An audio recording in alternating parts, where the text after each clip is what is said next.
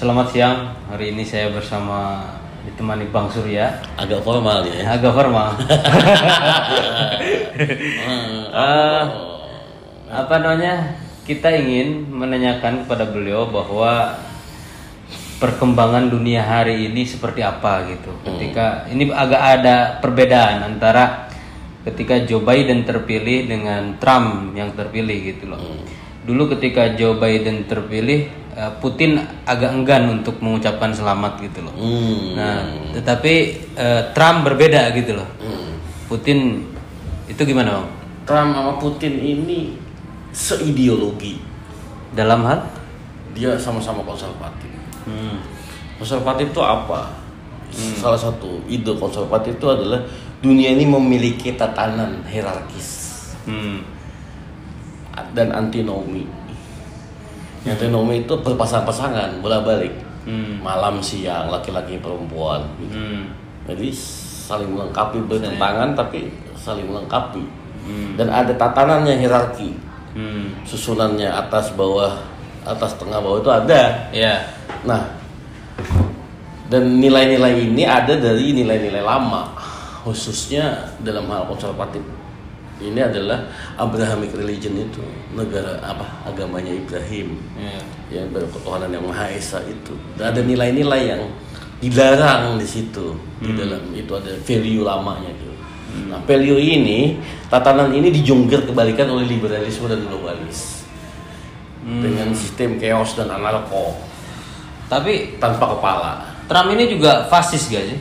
Nanti dulu kok fasis, kita bicara ideologi dulu. Bicara konservatif dulu. Kalau fasis itu kan orang lain yang menilai nanti. Oh iya. Kalau dari dalam kepercayaannya dia konservatif. Emang Islam fasis gak? Ya fasis juga kalau. Kalau dilihat dari luar. Iya dari luar. Nah, kalau dilihat dari luar itu dari sistem keyakinan sendiri, belief gitu loh. Nah, musuhnya adalah globalis. Yang anti tatanan, ada hierarki, LGBT itu hal yang sah. Perkawinan sesama jenis itu nggak bisa di dalam konservatif karena laki-laki kawinnya sama perempuan. Nah misalnya di Rusia ada undang-undang anti LGBT, Putin ya. Di Trump juga begitu dia dilantik, warga negara itu hanya 2 jenis kelamin, laki-laki perempuan. Itu loh. Jadi tidak ada transgender itu tidak ada. Nggak ada lagi. Perkawinan sejenis itu nggak ada. Ini larang agama. Iya. Karena menurut agama, dalam filosofi agama, konservatif ini, pemahaman agama lama. Pokoknya agama ya dulu dan sekarang lah ya. Itu berpasang-pasangan. Coba ayat Qur'annya apa? Ya, inna khalaqnakum azwaja. Terus kalau cerita kalian itu berpasang-pasangan tuh loh. Iya, sesungguhnya kami menciptakan kamu itu berpasang-pasangan. Azwaja itu jenis. Nah, itu secara keyakinan itu. Apalagi globalis lagi bedanya dengan mereka. Sistem pemikiran globalis itu adalah turunan dari modernisme semenjak Kartesian.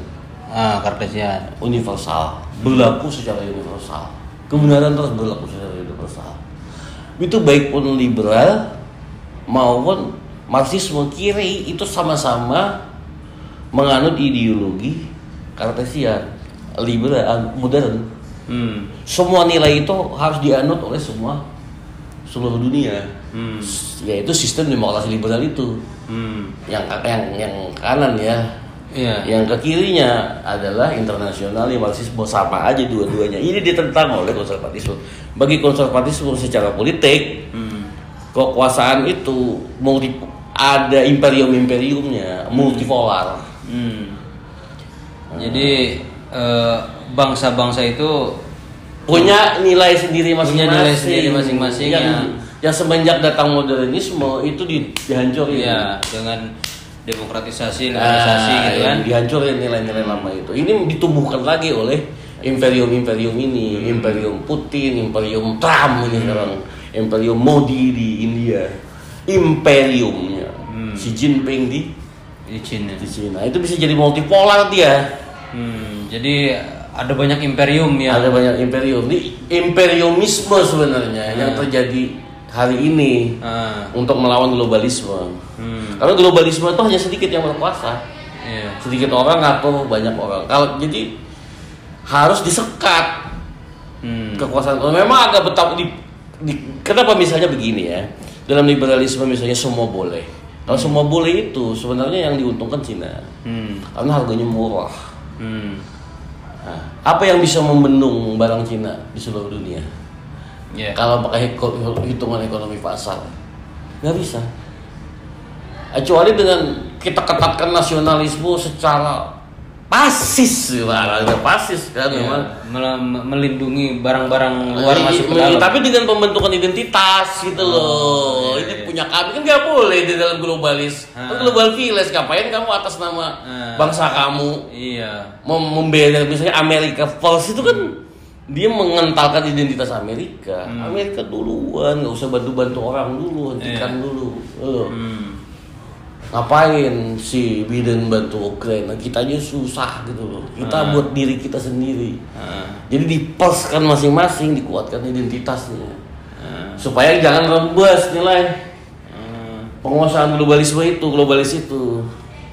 Artinya kan berarti kalau begitu global village mundur ya, nggak. Udah nggak ada lagi. Ada tapi tidak di dalam satu pengaturan tunggal.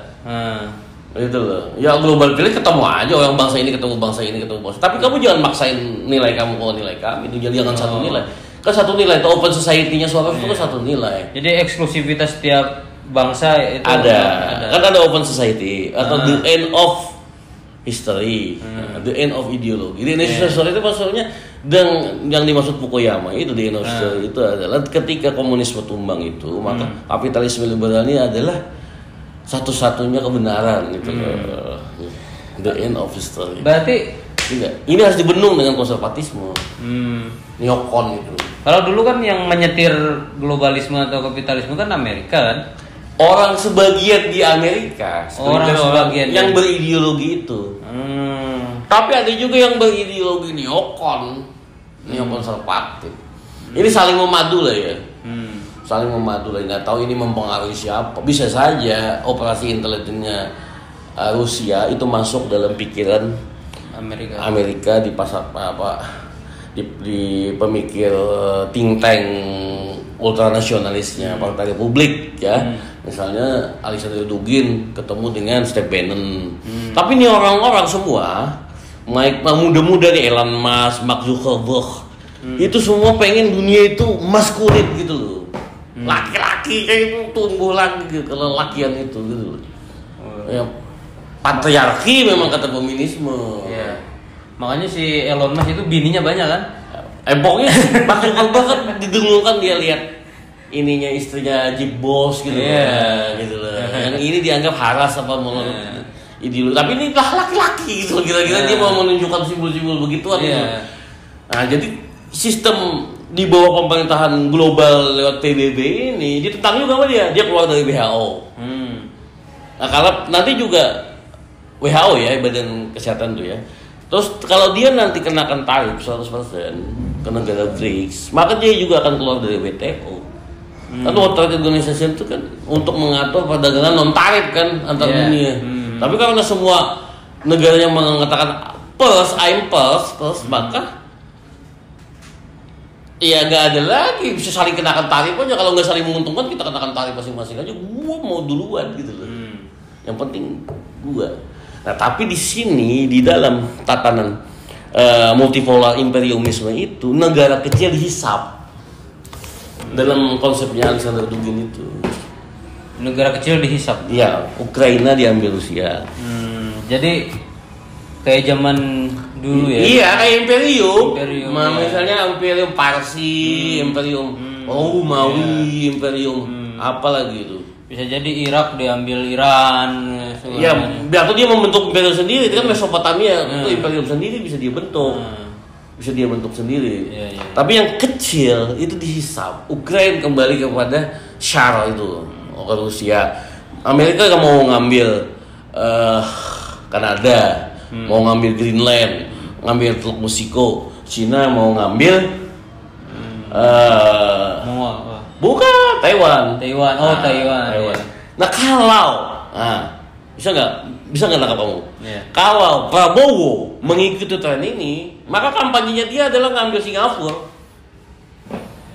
Kalau Indonesia mau jadi bagian dari polar itu. Tapi berani gak ngambil? Gue nggak berani. Ini tren dunia. Semenjak Trumpisme dan Putinisme ini, Jinpingisme ini. Sama Malaysia gak? Bisa juga kita ambil Malaysia. Apa tahu jangan-jangan kalau ambil Malaysia yang tumbuh imperialismenya, Sumatera diambil, dianggap negara Melayu, pecah kita. Kuat-kuatan ini, bos. Yeah. Center of gravity-nya di mana?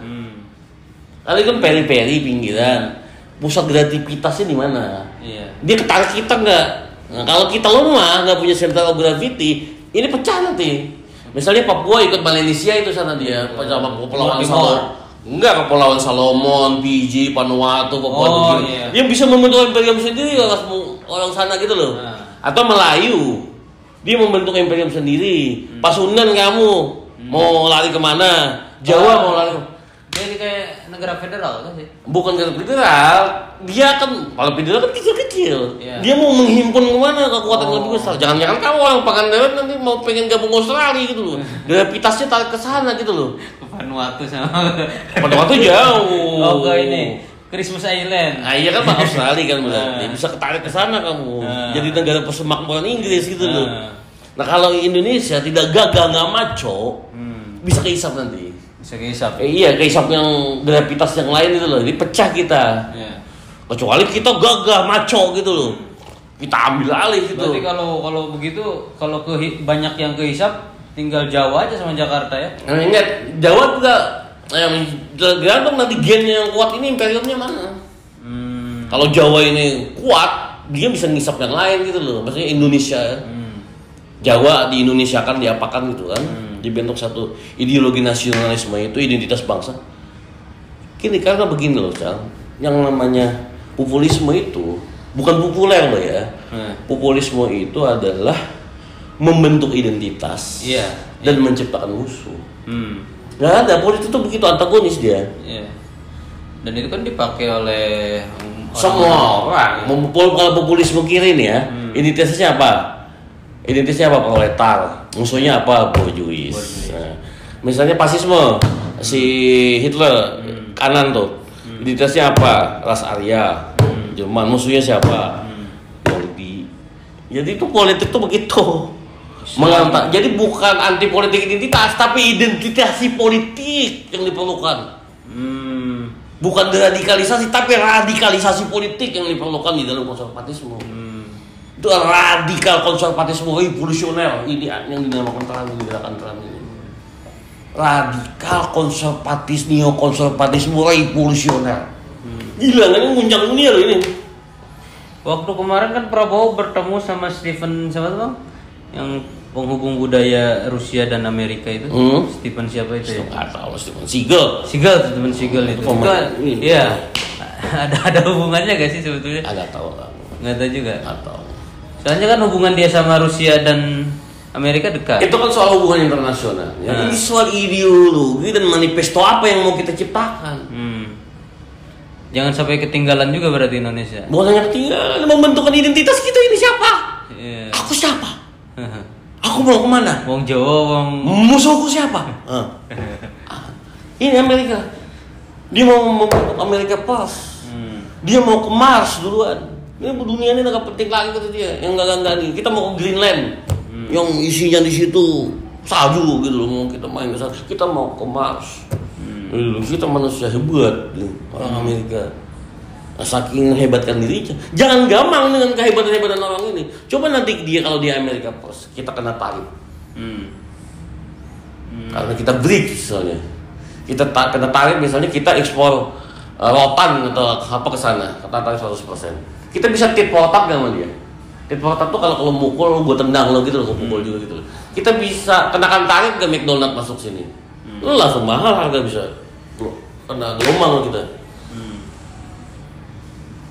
Susah juga ya. Nah ini harus memilih. Inilah peristiwa terpilihnya disebut Trumpisme ini adalah kalau di dalam sosiologinya siapa namanya Levi Strauss itu, Claude Levi Strauss itu, dunia itu dia sejarah itu nggak linear, maju ke depan mencapai kejayaan macam Hegel tuh. Nah, menuju kesempurnaan tuh. Nah, dia enggak, dia siklis, berputar. Kalau Trump ini pikirannya berputar.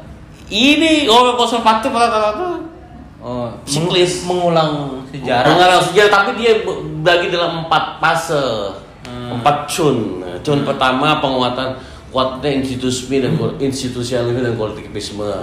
3 kuatnya perlawanan terhadap kolektivitas dan institusionalisme. Kan?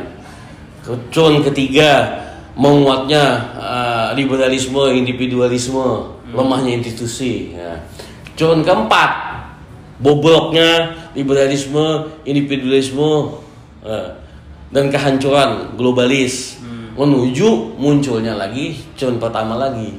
Nah ini era Trump ini era kegelapan bagi liberalisme dan kegelapan bagi dunia kalau nggak kuat, karena dia mau menuju hal yang baru lagi di dalam tatanan dunia ini.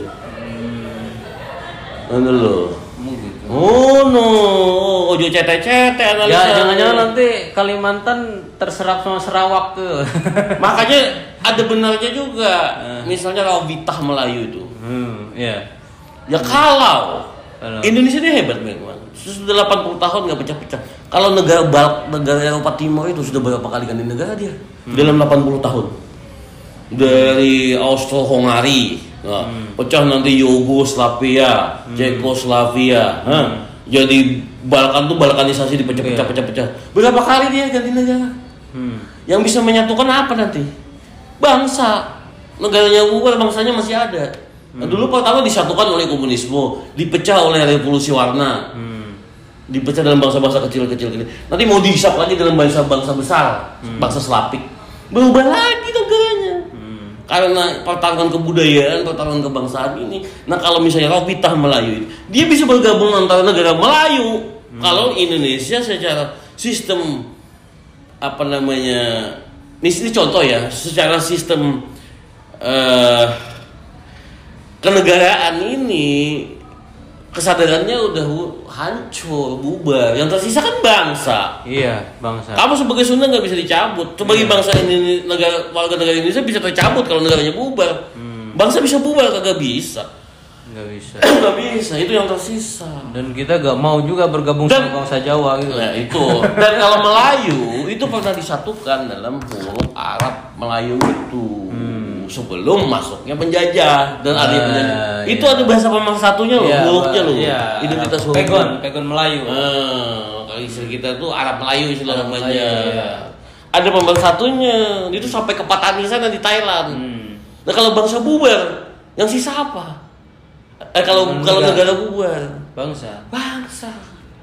Makanya bangsa ini kuat. Kalau Prabowo nggak bisa membuat bangsa Indonesia ini dibentuk satu kesadaran baru yang epicentrum untuk mengisap bangsa lain di dalam era Trumpisme ini, bos. Minimal bisa. Nggak ada minimalnya, kalau berpikir minimal nggak ada di sini. Maksimal semua. Jangan kuculok minimal. Kalau maksimal berarti harus menghisap, no. Hisap. Jangan hanya rubuhin bambu-bambu itu. Pakai tank. Ambil Singapura, ambil Malaysia, ambil Brunei. Singapura aja dulu lah. Wah, ini orang dulu. Itu yang sudah jelas tanda tangan. Itu bukan Teluk Meksiko, itu Teluk Amerika. Kanada langsung dikenakannya tarif. Sampai jerit gabung dia. Gak ada urusan. Mau PBB gak ada, kalau nggak PBB gak mau, kita keluar dari PBB. Tapi kalau Prabowo mau jadi macan Asia, kalau dia punya identitas yang kuat, kesadaran yang kuat, mungkin punya, tapi untuk kalau melangkah agak sulit. kita bisa menganalisis, ini belum sampai kita menganalisis orang per orang. Kalau mau bertahan dalam keadaan ini, dalam era Trumpisme, Putinisme ini, dalam imperialisme ini analisa ini adalah gerak alam semesta. Lu gak bisa hindari. Ini kan baru play game gitu loh. Ini berputar. Hukum alamnya berputar. Seperti ini polanya. Lihat aja nanti. Iya. Ngono Cang. Jadi ngeri juga ya kita sebagai. Tapi saya pernah diskusi Atau ke istana aja, bikin istana. Istana apa? Istana Majapahit. Yang di itu Cilangkap. Nah itu mungkin itulah cikal bakalnya mau membuat Majapahit baru mengambil alih Singapura itu. Istana Majapahit itu. Istana Majapahit itu ya. Mau idenya. Tapi hurufnya Sanskrit itu kan, yang didengungkan. Iya dia pakai Sanskrit. Tapi orang Melayu harus disadarkan, orang Melayu punya jelas ya. Kalau orang Melayu, orang ngerti sholat itu dari Jazirah Kalimantan, Sumatera sampai Patani sana, itu karena baca kitab namanya Parukunan Melayu. Iya. Sampai di Sunda juga Parukunan. Cucunya Syekh Muhammad Arsyad Al-Banjari. Itu jelas sampai sekarang masih dipakai orang. Alat pemersatunya. Sanskrit itu gak dibaca orang lagi. Iya. Mengembalikan memorinya susah. Iya. Jadi itu. Dan itu huruf bukan huruf kolonial. Huruf anti modern itu, kalau mau kembali ke situ bisa jaya kita. Salah satunya, ini itu ide-ide tentang pemersatu kebangsaan itu mesti dimunculin gitu loh. Nah itu kita apresiasi juga soal Sanskrit itu. Tapi kan itu Hindu lagi gitu, mau masuk Islamnya gimana lagi? Iya gitu. Susah gitu kan. Kecuali kalau sama Myanmar. Atau mana gitu loh, apa kata Bali aja gitu loh. Bali gimana? Yang jelas Melayu ini dan bahasa Melayu ini kuat gitu secara kebudayaan. Bahasa persatuan bangsa ya.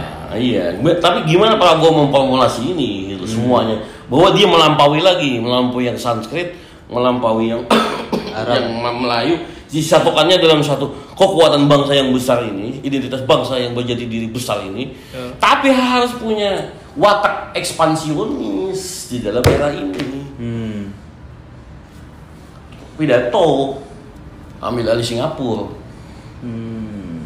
Iya harus. Itulah Soekarno. Kalau nggak ada Soekarno teriak-teriak itu dari awal, nggak bersemangat orang membentuk negara Indonesia ini. Itu mental kita tuh nggak akan mau merdeka kalau nggak dibakar Soekarno. Kan. Itu cara mempersatukan bangsa Indonesia ini supaya jadi bangsa besar. Ambil Inggris, setrika Amerika, satukanlah Filipina, satukanlah Malaysia, semua dalam satu bangsa yang besar gitu. Itu kalau nggak orang dibangun cita-citanya itu nggak semangat orang dari Indonesia ini. Itu namanya spoken dan unspoken nasionalisme. Orang bergairah. Kalau secara ini yang dilakukan Trump supaya orang Amerika bergairah. Kalau secara orasi sih Prabowo udah oke lah. Nggak tahu, jangan dibawa kita menilai orang per orang. Kita jangan dibawa orang menilai Prabowo secara pribadi. Tapi keadaan ini Prabowo mau ngikutin nggak gitu loh. Atau bisa nggak dia ngikutin? Ini kan diprovokasi menjadi besar tadi, simpangannya loh. Atau menjadi pecah itu loh. Untuk aneksasi itu mencaplok Singapura agak sulit juga bang. Itu karena pikiran kamu nggak radikal, neokonservatif, revolusioner. Nggak ada susah aja kalau kamu radikal. Kalau kamu revolusioner, apa tuh susahnya Amerika dia mau mengambil Kanada? Itu melanggar, itu kalau melanggar itu melanggar tuh kebebasan orang mau diambil sama dia. Oh iya, tapi karena punya jiwa konservatifnya tinggi. Iya, karena dia udah paham. Ini kembali ke era imperium, lu atoran-atoran yang dibikin oleh Deklarasi November Independent, lu atoran carta-carta apa sebelumnya tentang kebebasan bernegara, itu sudah nggak laku. Udah nggak masanya lagi. Iya. Ngeri juga ya berdiskusi kali ini. Lebih berat daripada diskusi bambu yang menurut kawan kita pencemaran laut, padahal bambu itu kan menghadang. Kalau bambu itu mungkin ideologinya menghadang kebaikan gitu loh. Iya. Baru menghadang. Mau diinvasi mau menghadang. Kira-kira kalau ada ideologinya. Yang hebat lagi caplok gitu. Ngambil alih harusnya. Aneksasi gitu. Oke, saya kira itu cukup menarik ya. Ini jadi bahan diskus juga di pemerintahan Prabowo. Bukan pemerintahan, itu tidak menuju pemerintah, tapi itu terlalu kecil. Ini perbicaraan kebudayaan. Oh iya. Tapi kan kebudayaan ini tidak akan bergerak juga, Bang. Kebudayaan bergerak. Kebudayaan bergerak bisa menghancurkan negara. negara nggak akan bisa hancurkan kebudayaan. Tapi kan tetap ada pionir-pionir. Enggak, kita hanya bicara aja bahwa keadaan itu seperti ini gitu loh. Oke. Paham nggak? Paham. Kayak kemarin juga. Dan ini ada dasar pikiran ya, bukan kita ngaco melanggar hukum. Nggak ada hukum alamnya begini. Situasinya akan mengarah begini. Ini analisa pertama di Indonesia dikeluarkan ini. Ini Pak Hendro Priyono harus tahu ya. Ya, mungkin sudah lebih dulu tahu dengan Majapahit itu. Hah? Iya, merusak dulu Winara. Tahu dengan Majapahitisme. Dengan apa? Istana Majapahit. Istana Majapahit di Langkap itu bagian dari ingin membangun imperium. Lagi. Oke. Kira-kira begitu, tapi bisa juga salah gitu. Oke, terima kasih untuk Bang Surya. Selamat sore. Assalamualaikum warahmatullahi wabarakatuh.